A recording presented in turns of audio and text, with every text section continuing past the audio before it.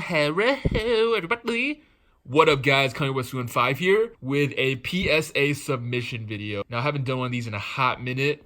Number one, because I don't know if you guys even like watching these videos, so some feedback would be the so sexy. And number two, for the past year, I've been living in this shitty apartment with some really ass internet, and I didn't really want to pay for fast internet. So yeah, I tried uploading a video and it took over 24 hours for like a 5-minute video. That shit was freaking crazy. So I was like, screw it, I'm just gonna submit these cards. So between my last submission video and this submission video, there's been over 10 submissions that I already did with PSA, but didn't catch any of them on camera, so I apologize for that. There's some pretty cool cards in the submission, so I thought, you guys might be interested in seeing it. So yes, and also kind of just like documenting what I send, looking at each card just kind of as a point of reference, in case anything happens to the card, you have at least video as evidence of what the card looked like beforehand. But anyways, let's get on to submission. First card we have is a Gate Guardian. Now, this card has been super elusive to me in a PSA 10 for some reason. I've already subbed about 4 copies of these, and every single copy has come back a 9 so far. This copy in particular was actually a 9, and then I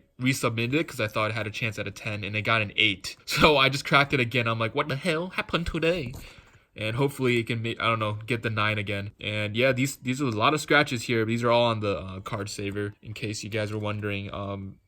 As you can see, yeah, it's on the card saver. Also, if you guys want me to make a video about, like PSA grading standards, I think that's a pretty helpful video that you guys could use if you guys plan on sending some of your collectibles to PSA, at least for Yu-Gi-Oh. I know their standards for, Yu-Gi-Oh, Pokemon, sports cards is quite different, but for Yu-Gi-Oh, I think I have a pretty good sense of what they look for and what can pass as a PSA 10 and what can't. Because keep in mind, a PSA 10 is gem mint, however, it's not pristine, meaning the card doesn't have to be absolutely flawless. Sometimes they allow some very minor flaws. The card will still obviously be mint condition, but some tiny flaws, sometimes they will let pass for a PSA 10. And sometimes, people that don't know anything about PSA and they just want to get started, they don't know about that. So I think it's really important to know the exact standards of PSA, and so you know what cards to send in and what grades to expect. Second card, again, we have another Gate Guardian here. I actually had to buy a PSA 10 straight up for my collection. That was not pretty on the bank account, but it was worth it because this card is freaking Bodacious. And the episode with the Paradox brothers and Gate Guardian is always really interesting to me. I low-key always thought Yugi picked the wrong door, and the actual door, like the correct door, is the one he didn't go to, and that's actually the strip club, and Gate Guardian is the bouncer. So I honestly think that's what is the actual version, but they had to dumb it down for 4 kids and all that bullshit. This copy I actually purchased for more than what a PSA 9 costs. I actually paid like $275 or something for this copy, and I was getting really desperate to get like a really gem mint condition one. This one is actually pulled straight out of a pack from a Metal Raiders booster box, and I bought it straight from the guy that opened the pack. So I'm really hoping this gets a 10. The centering is not perfect on the front, so that's already a little bit of a concern, but it takes a little bit of luck, but it's not completely so off-center that it can't get a 10. And interesting to note, straight out of the pack, the card has like a tiny speck of white up there. It's very minuscule, and this is what I call micro edgeware, and a lot of cards come right out of the pack like that. And PSA actually is quite forgiving if that's the only thing wrong with the card. If it's just tiny specks of white, like it's so small you can barely even see it on camera. It's so minuscule that usually PSA will let it slide. The only reason this card might get a 9 in my opinion would be the centering. So we'll see what the hell happened. Next card we will be submitting is Sanga of the Thunder. I have a PSA 10 Kazajan, and I'm still looking for the other 2 Gate Guardian pieces, and I definitely don't have a Sanga yet. So hopefully this gets a 10. I think this one has a really good chance. Next up we got Big Daddy Chaos Emperor Dragon, Boy of the End. There's a lot of big daddies in the game of Yu-Gi-Oh. We got Dad himself. That's probably the most daddy of dads, but I would say Chaos Emperor Dragon is a close second for the sexy daddies. This is one of my dream cards to get as a PSA 10, although I think this one's gonna grade a 9, to be completely honest with you. So yes, got some nice foil bleed on this card right here. Some people care about foil bleed, some don't. What that is referring to is how like the secret rare foiling actually bleeds through the actual card. Pretty interesting, but I'm probably expecting a PSA 9 on this one. Next card we have the BRS So Sexy This copy is super clean. I think it would be an easy PSA 10 if it wasn't for the centering, which top to bottom, it's slightly off. But I think it's actually good enough for a 10, so we'll see what happens. If it gets a 9, I'll probably resubmit it just because it's actually like a perfect card. All these stains is on the card saver. And to complete the Chaos set, we have the DMOC.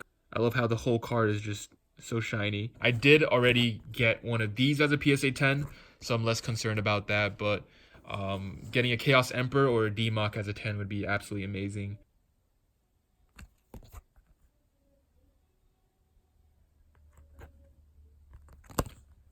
So, yes. Pretty cool, pretty cool. Next, we have a Dark Magician from LOB first edition. And this is the glossy print, as you can see. I might make a video talking about glossy print versus wavy print if anyone gives a flying schneik about that. I know a lot of people don't care, but I know some people that really care about the prints of Legend of Blue Eyes. It's a pretty interesting thing to talk about, but yeah, this one's glossy print. And a lot of people think glossy print is quote-unquote second print, but I believe that is a huge misconception. There's actually more evidence that the glossy print came first or it was printed at the same time as the wavy print versions. Next up, we have the one and only, the shittiest of smelling of limbs, left leg of the Forbidden One. This thing smells like absolute donkey dung. This shit is absolutely ridiculous. It smells so bad, I have to freaking move these cards away. This is probably the smelliest limb of all. YuGiOh just absolutely neglects this limb in the shower. So I cleaned this car off. I scrubbed it up with some soap, hit it with some Febreze, you dig? So hopefully this gets a 10 finally. I've graded 1 or 2 9s already, so hopefully this copy right here, this is my last copy, this is my only chance at a PSA 10, so I'm really hoping this one gets that 10, even though I have my doubts just because of how bad it smells. But yeah, all those scratches you see are definitely on the case. If those were on the holo, definitely would not recommend sending a card like that because they will take off points for all that. For sure, it would get like a 7 or 8 at best. I basically am missing the entire left side of YuGiOh as PSA 10. So if anybody has a left arm, please hit me up, or a left leg. Next up, we got Barak Dragon for president. Let's get it, let's go. Another glossy print LOB card. These two were both glossy print. Unfortunately, don't have any wavy print LOB in the submission to compare, but if you guys are really that bored, I guess I could make a video of comparing between wavy print and glossy print LOB cards. Just let me know in the comment section below if that's something you are interested in. Next card is the Bodacious Barak Skull Dragon. I absolutely love this card. Honestly, I feel like they could fit black in both of these titles. So if you look at a title like this, for example, there's absolutely no abbreviation. So that just makes me think the B can stand for whatever you want it to be. So the dream would be for Barack Obama to actually represent these cards. So don't let my dreams be dreams. So I really like how they abbreviate it. This card is actually really nostalgic to me. Reason being, the first ever car shop I've ever been to, I was like 8 years old, and I saw this card in the display case, and I brought my YuGiOh binder to the card shop, and I offered to trade for the card, and I ended up trading a United We Stand Ultra First Edition and a Destiny board Ultra First Edition for this Black Skull Dragon. Not this exact copy. The one I got back then is long gone. Next up, going down to the wire here, just 4 cards left for the submission. We have Injection Fairy Lily. This is actually one of the hardest cards to grade in all of YuGiOh. Reason being, the centering on this card is almost always just absolute trash.